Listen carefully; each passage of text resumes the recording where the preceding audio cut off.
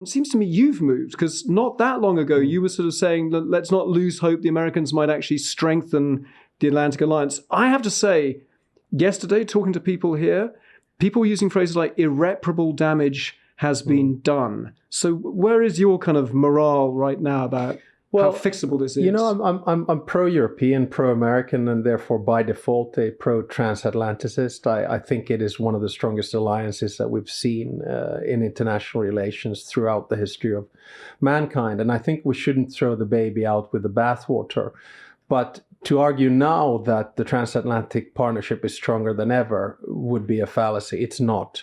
But all I'm saying is that we need to work on areas where we have common interests, such as defense, NATO, minerals, technology, or in the Finnish case, icebreakers.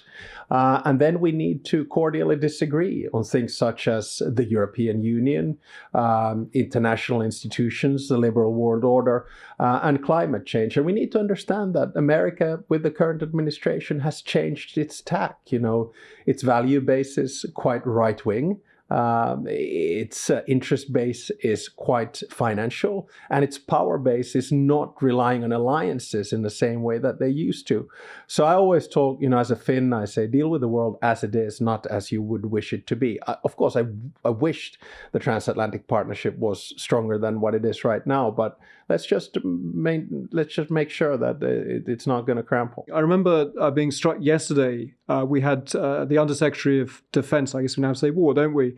Bridge Colby talking about, you know, maybe Europeans are panicking because they realize that America has different sort of arguments about values, but interest is what really counts. But when you go through your list just now of kind of climate change, their support for far right, in many cases pro-Russian parties that they would like to see take power here in Europe, their view of alliances, are you confident that even on interests, are you absolutely confident that binds us at the moment?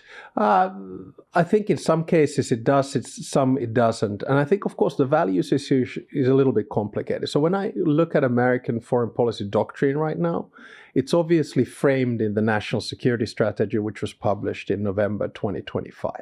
And for me, it has two pillars. One is MAGA, so Make America Great Again. That's the ideology. That sort of thinks of Europe as a big democratic party, if you will. You know, it thinks of Europe as too liberal to a certain extent. Killing itself with immigration. I mean, it's very harsh language. Harsh language, of course, which is interesting in the sense that I think the immigration into the US is still higher than what it is to Europe. But that's, you know, beside the point. It's also the one that attacks London, you know, very strongly because it's a multicultural melting pot, etc. So that's one strand. And then the other strand is the policy side of things, and that's America first. And in that, there's a pecking order. You know, number one is the Western Hemisphere. Number two is the Indo-Pacific. Number three is Europe. Number four is the Middle East. And number five is Africa. And this is the reality where we live in. Now, then we come to the basic question of interest. Is it in the interest of the United States that Finland, bordering Russia, 1,340 kilometers, has one of the largest armies in Europe? Yes, it is.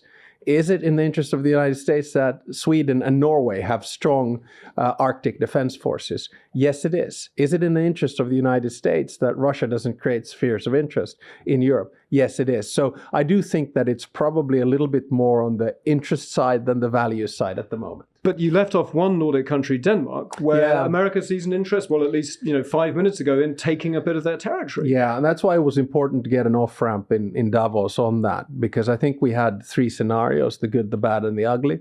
The good was to get the off-ramp and focus on Arctic security. The bad would have been to increase tariffs and go into a trade war. And the ugly one, of course, continued military threat coming from the US. And now the good news here is that we're working on Arctic security. And I keep on reminding everyone that the Arctic is not only Greenland.